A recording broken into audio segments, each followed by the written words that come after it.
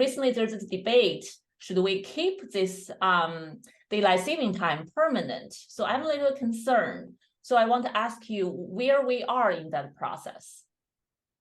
So there's been quite a bit of active legislation happening, especially in the last few years. So there are people that are trying to have us go to permanent daylight savings time. That's what the Sunshine Protection Act that Rubio kind of snuck through the Senate last March, but it did not pass the House. And then is been reintroduced this year. Meanwhile, other people are submitting permanent standard time bills at the state level. There is currently no federal level permanent standard time bill. And that's the bills that we are supporting would be time zone appropriate permanent standard time bills. And I say time zone appropriate because on the East Coast of the United States, some people have been advocating for standard Atlantic time, which is the same thing as Eastern permanent daylight savings time. So we are also against those bills. And the reason that we want permanent standard time is because standard time is where the sun is more closely overhead at noon and our bodies stay aligned with the sun. So not only are there issues when we make the change and lose that hour of sleep, like at least we just did in the spring, but the whole time that we stay on daylight savings time, our body is in a state of misalignment that is not good for us. So it sounds like there are two questions. One is, should we make the time consistent throughout the year, right? I grew up in China. In China, it's consistent all through the year. We never really change the time half through. The second question is, which one we should make it permanent if we want to go that route? And that's really important to realize that those are two separate questions and different data inform that. So time change is disruption, is bad. People are more tired. We know there's more heart attacks, more strokes, more accidents. People forget to show up for their medical visits. Students don't do as well at school.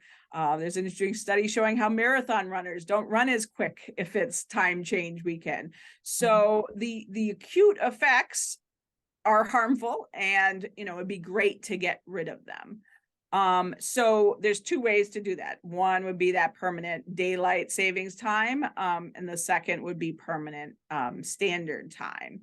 And you need different sort of long-term data to say, what are the long-term effects?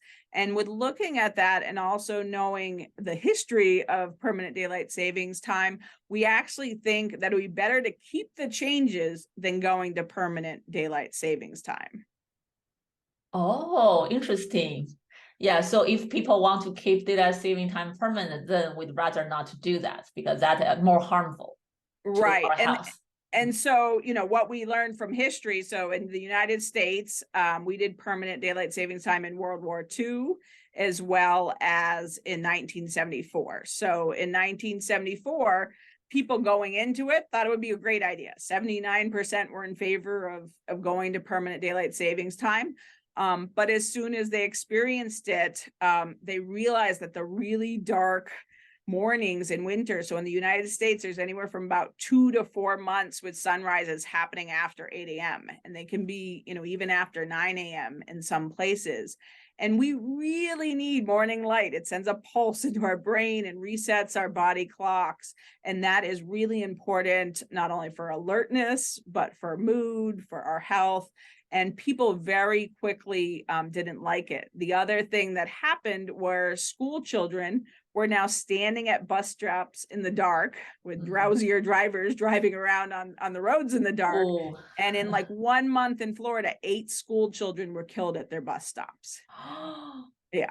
Oh, that's horrible. And so needless to say, there was big outcry. We need to end this. This is not good. And so, there's no reason for us to repeat the mistakes of history. We know that if we try it again, we're going to have the same issues. And if anything, back in the olden days, school times usually started later. Now, a lot of school times start even earlier. There's a lot more schools that are starting at 7:30 in the morning. So, kids would be completely in the dark going to school, throughout the winter period. Wow.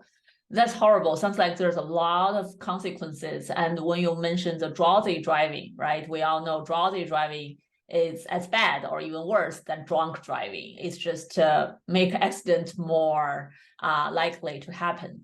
Yeah, and there was a great study that just came out in November by Gentry, and he looked at fatal car or motor vehicle accidents and the rates based on where people live in the country.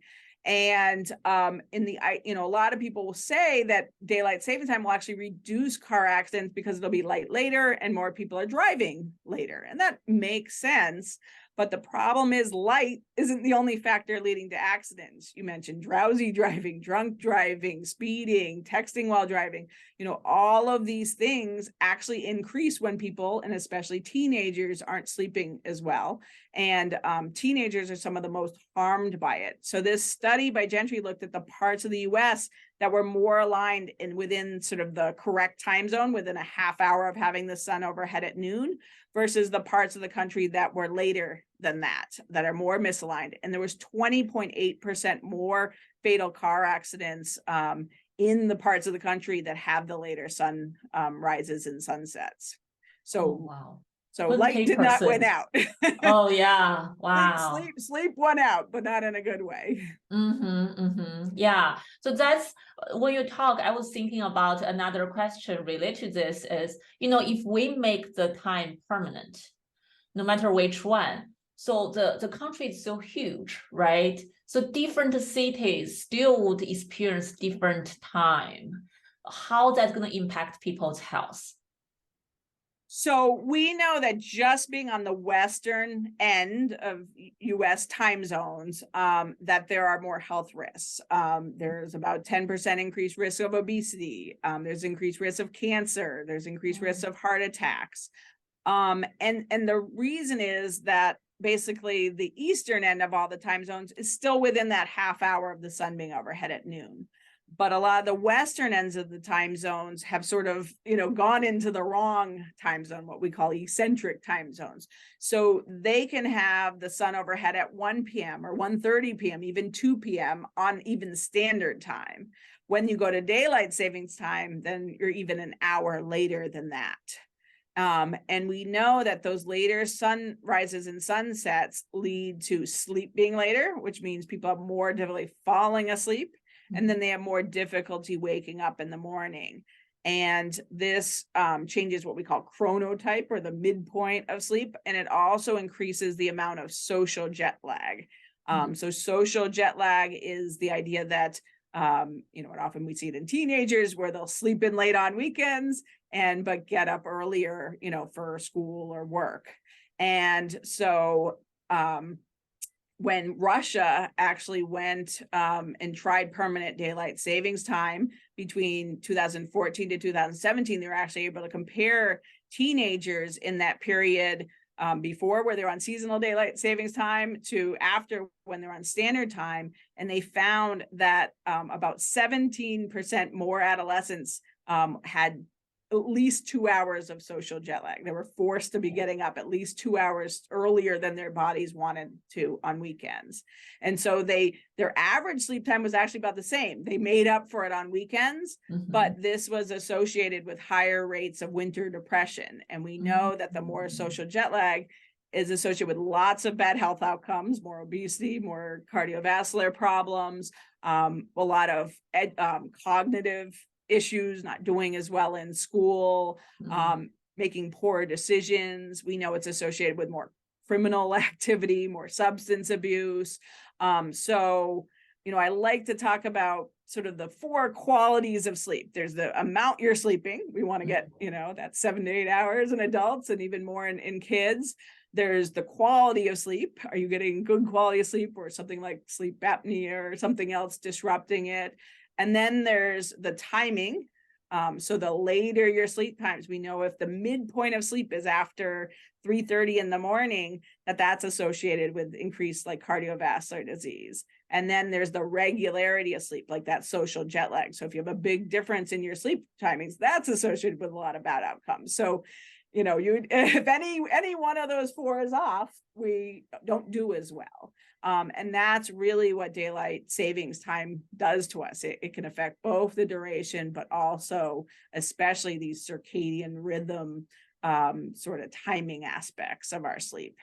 Yeah, so sounds like there are physical consequences, mental health consequences, and along with many other in the health field, right? The concerns for this daylight saving schedule. So if I understand correctly, if we want to really make change for the whole country, the from health point of view, the best strategy possibly to permanent the standard time. The next option possibly is to keep the current what we've been doing, time change twice a year. The worst is the permanent the daylight saving time. Is that right? Yeah, that's what basically the American Academy of Sleep Medicine has come out as a position, the Sleep Research Society, the American Academy of the American Academy of Neurology, the American Medical Association. So, we've really come to the decision that permanent standard time is the best, and permanent daylight savings time, for both sort of scientific and history reasons, it is the worst. And, we'd also love the states that are sort of in their wrong time zone to move into the correct, time zone. So Michigan, should not be on Eastern time, they should be, Central, and so that would also help with some of these issues as well. Right. Wow. So there's a lot of we have to think about, right? How to make a good sleep. I really like the 4 factors you are talking about, because normally most patients we see in the clinic, they only want to sleep longer. They think if they sleep enough hours, everything gonna be good. That means good sleep. But in reality, as a sleep scientist, sleep clinician, it's different story. Yeah. And there's that, sort of U-shaped curve. We know there's more health problems if you, get less than 6 to 7 hours of sleep. And we know there's more health problems if you're getting like above 10 hours of sleep. So there's a lot of different ways to measure, sleep and circadian misalignment. Yeah. So we talk a lot about these health consequences from health point of view, right? We have a preference, we have concerns about what not to do. Is there any other aspects to help us think about which time schedule to keep permanent? So one thing is that people are not affected evenly by daylight savings time. There's 2 sort of main groups that are going to be the affected the most. One are people that already have more of a night owl tendency, because they really need that morning light to sort of lock them in place and not let them stay up later and get less sleep. And so that's really teenagers. Kids between 10 to 17 are the highest risk for those sort of delayed sleep phase, and it'll go into the early 20s as well. The second group is anyone that has to get up for work or school or family duties, like getting kids out the door before 8 a.m. Because they, will tend to lose sleep if they have to get up early. So again, we know if you have an hour later sunrises and sunsets, you lose about 19 minutes of sleep on average per day. If you have to get up by like 7 a.m. in the morning, you lose about 36 minutes of sleep per day. So, a lot of essential workers, disproportionately minorities, disproportionately lower social economic status tend to have these really fixed, early schedules. And so it doesn't affect, the population evenly. And this is why, like, if school start times were also to move later, which is another thing we support, that would give the kids, some more time. But and if we go to permanent daylight savings time, a lot of the benefits of moving school start times are lost. Instead of them going to, school at 8:30, now they'd have to go to school at 9:30 to get those same, benefits. And In terms of education, I want to talk about one other study that I find really fascinating. So there was a study by Gasky, and Indiana before 2007, most of the state was on permanent standard time. And there were some border regions that were still on seasonal daylight savings time. So they looked at standardized test scores, SAT scores, over a 10-year period. And the average scores in the parts that were in daylight savings time were 16 points lower than the parts that were on standard time. But the most interesting thing is it wasn't affected evenly. So it was 8 points lower if you were a higher sort of income status, 23 points lower if you were middle income, and 49 points lower if you were the lowest income. So it really shows the structural disparities, and we know that there's a lot of disparities in sleep. If you have 2 jobs, if you live in a noisier environment, so people that are already at risk for sleep loss for other reasons, people that already have sleep disorders like sleep apnea or narcolepsy, those people are gonna be hurt, even more by daylight savings time. Whereas people that, are a lot of the ones that are lobbying for daylight savings time, like golfers, most people who have the ability to go golf have the ability to maybe change their schedules or be later. So they're going to less feel the harms. Whereas, if you make this this system-wide, decision, there are, real people that you're going to harm and increase those structural disparities. Wow, I know a lot of parents really care about their children's academic performance, right? And this data just amazing. Think about almost 50% lower, and based on your SES status. Wow. And and that goes into work, the workforce as a whole. So places with an hour later sunset have more people who are missing work days, who are tardy to work, who are getting workplace injuries, who are making poor decisions at work. And so, and more likely to get, again, health problems that take them out of work. So we are harming not only the education to get, successful, but we're harming workers themselves and, weakening the workforce as a whole. So people, the main arguments for permanent daylight savings time are economic, that more people will, have time to get out, shop, play golf, that we'd help these sort of niche businesses, potentially with that more evening light. But it's on the back of the workforce health and productivity as a whole. So it really, will be a wash, if not, not beneficial in the big game. And if anything that COVID has shown us is that the health and the productivity of the workforce is really important. And so we don't want to make these sort of sweeping changes that are going to affect the general worker, the general family, the general patient, just so we can potentially give that little bit more time for golf. And the other misconception that a lot of people say is that you get more sunlight when we're on daylight saving time. There's the same amount of sunlight. I didn't change the sun in the sky. The day is the same length. And if we go to permanent standard time and people want that same amount of time after work to be outside and enjoying the sun, they could ask their jobs to go to work earlier an hour. And if that seems like something they would never want to do, then why would they want to do it now? Because that's what you're being tricked into doing with daylight savings now.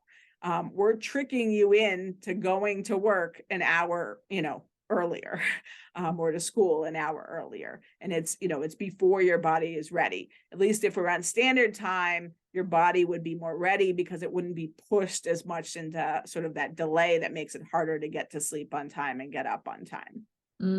Wow. Yeah, because I feel like we all live in a whole system.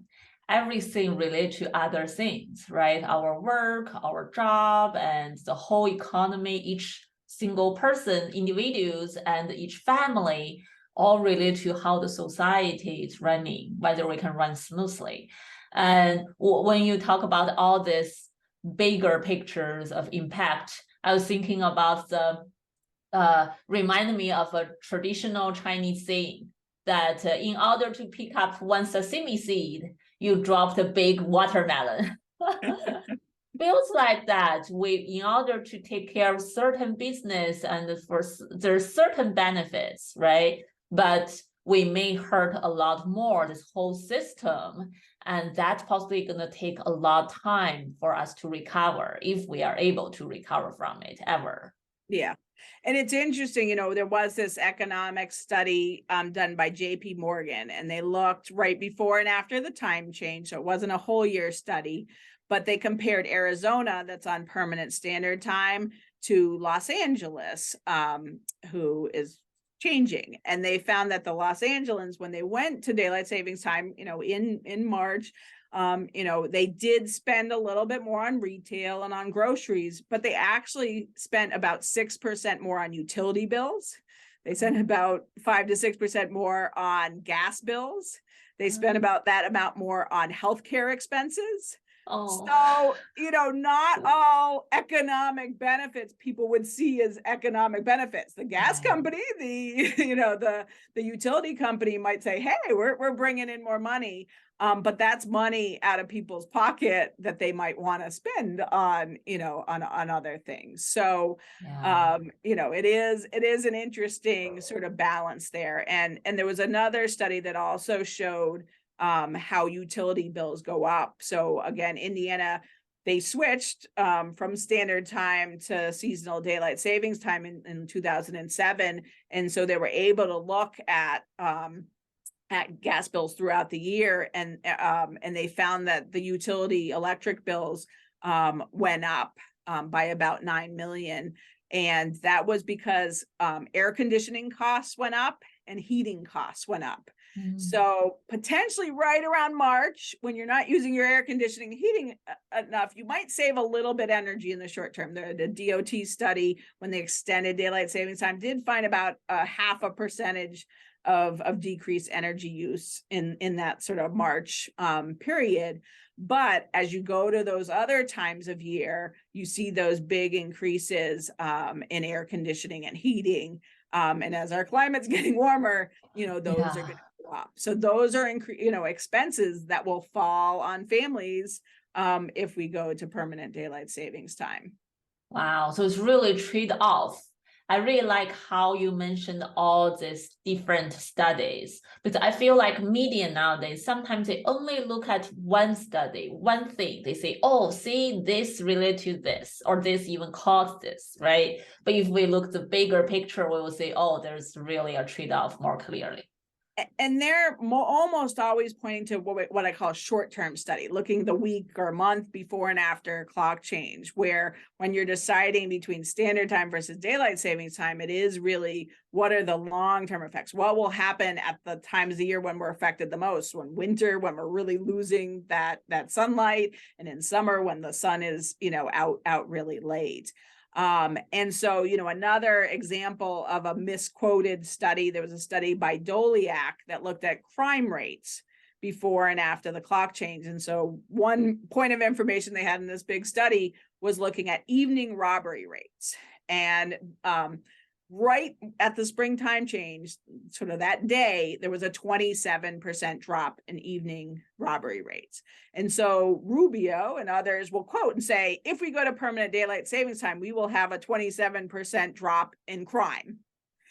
And that is not what the study shows. And if you actually look at the chart that this 27% comes from, sort of they looked at like 56 days, I think, before the change and 56 days after. Most of those 56 days actually had lower evening robbery rates when they were on standard time, and they started sort of progressively rising and going up as it went into the daylight savings time. So again, not a long-term study. We don't know for certain, but it certainly did not show that there would be a 27%, drop in crime. And again, just like driving safety, if you think about crime, light is one factor, and light may help prevent some robberies.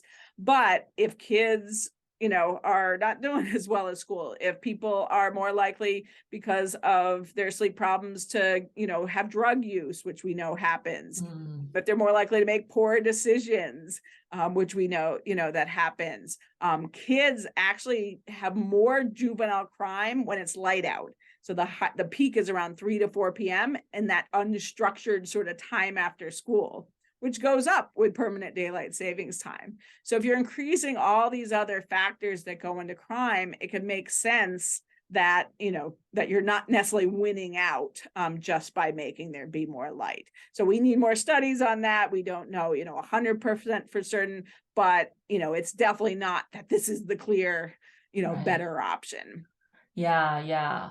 Well, after knowing all this research and all these different aspects of the negative impact of daylight saving, and so for us, each individual who are interested in this, who care about health economics, who want to be healthier, is there anything we can do as an individual at this time?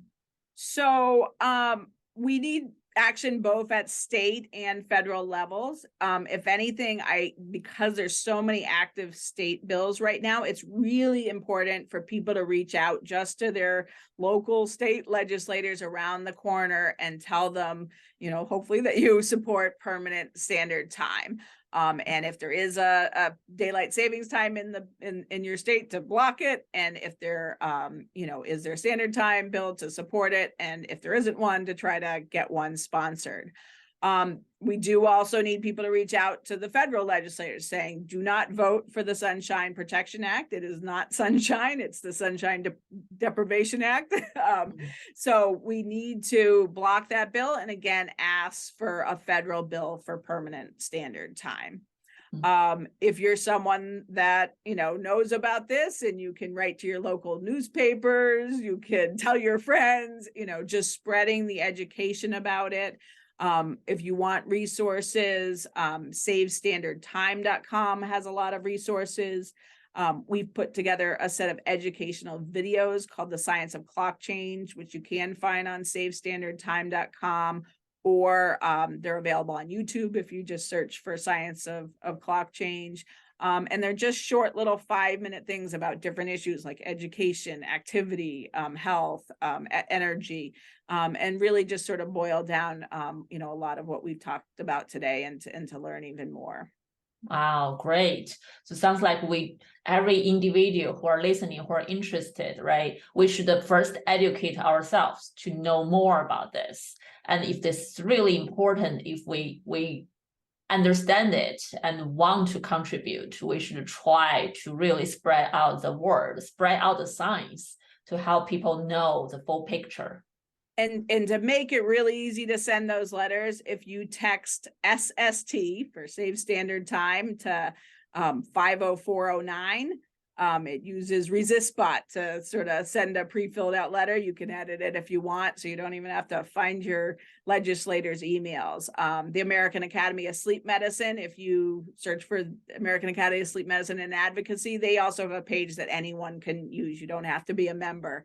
That also has a sort of pre-formed letter to send out. So we make it as easy as possible. Oh, that's awesome. To just get those letters, and those letters are meaningful. If a legislator gets 10 letters about something, it really can make all the difference. Yeah, I really hope like those politics makers and all this state like government can listen to professionals, can listen to all these healthcare professionals to think about it, the whole picture. Yeah, and we hope, again, this is not just a health issue. This is an economic issue. This is an education issue. This is a disparity issue. Potentially with the increase in energy with, air conditioning and heating, it's a climate issue. So, whatever you care about, it's a pet issue, animals, they stay aligned with the sun, farmers, their animals are aligned with the sun, crops don't dry until the dew, rises. So getting us out earlier before that's even done doesn't help, so people can come at this from whatever angle inspires them. Another big issue is religious. So some, Jewish people, Muslim people, they have certain religious practices where they can only pray after the sun comes up. So if that's at 8:30, 9:30 in the morning, that really gets interrupting the day. So we have support from, religious groups. Other religious groups just believe, why mess with God's time? Let's stay with the sun. And, so any of those reasons inspire you, please, write to your people. And it's, again, we've tried this before. It didn't work. We don't need to see dead school children again. It's as simple as that. There's just so many good reasons to end clock change, which is really favorable. About 75% of people say they want to get rid of clock change, but we need to do it the right way. And it's already federally approved. So if states can vote for it, it can happen quickly. It's actually the quickest and easiest way for us to end clock change. Okay, great. Yes, sounds like I like the practical strategies we can do, right? Every single one of us can do something to help promote this. And I like what you mentioned. Yes, it's every aspect of our life. It's not just health. And I possibly only know more sleep experts are really promoting that because I'm in this field. But I really hope more and more people from different backgrounds, different areas really contribute to this too. Yep. Yeah, awesome. I will try to put all those websites, those links you mentioned in the show notes. Is there any other websites or resources you want to pronounce again to help everyone remember where to go? Other organizations like the Sleep Research Society, the Society for Biological or Research of Biological Rhythms, they have information too, but again, Save Standard Time sort of helps link to all of those. So that's a really good place to start with. Yeah, so the easiest one, just go to savestandardtime.com. Yep. Great. Yes, thank you so much, Dr. Johnson. This is thank you for highlighting this. Yeah, this is very important. We'll make sure I will make sure people know that from the very beginning. And because it's great to have one link, one place you can find a lot of different things for whoever want to know more of this, they can dive in further, right? For other people, they can quickly get all the information they need. Yeah. Well, thank you. Yeah, thank you for your time. And I will I'll email you I'll email you a bio and those websites and things.